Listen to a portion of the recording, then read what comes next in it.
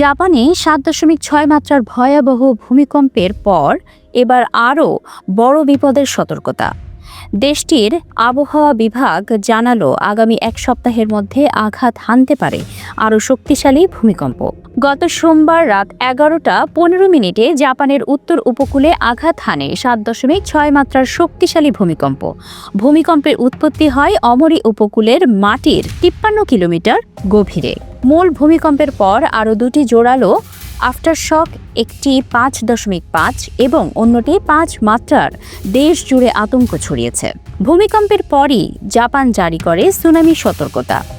ইয়াতে দেখা যায় 27.5 ইঞ্চি উচ্চতার ঢেউ, হোকাইদোতে 19.6 ইঞ্চি আর অমরিতে 15.7 ইঞ্চি। এখন পর্যন্ত অন্তত 23 জন আহত হয়েছেন। অমরি অঞ্চলের 2000-এরও বেশি ঘরবাড়ি বিদ্যুৎহীন হয়ে পড়েছে। সবচেয়ে উদ্বেগের বিষয়, জাপান এবার প্রথমবারের মতো মেগা ভূমিকম্প সতর্কতা জারি করেছে।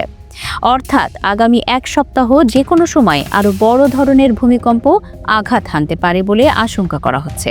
বিশেষজ্ঞরা বলছেন, শক্তিশালী ও ভূমিকম্প উত্তর জাপানের টেকটনিক প্লেটগুলোর ওপর চাপ বাড়িয়ে দিয়েছে, তাই পরিস্থিতি এখন অত্যন্ত সংবেদনশীল।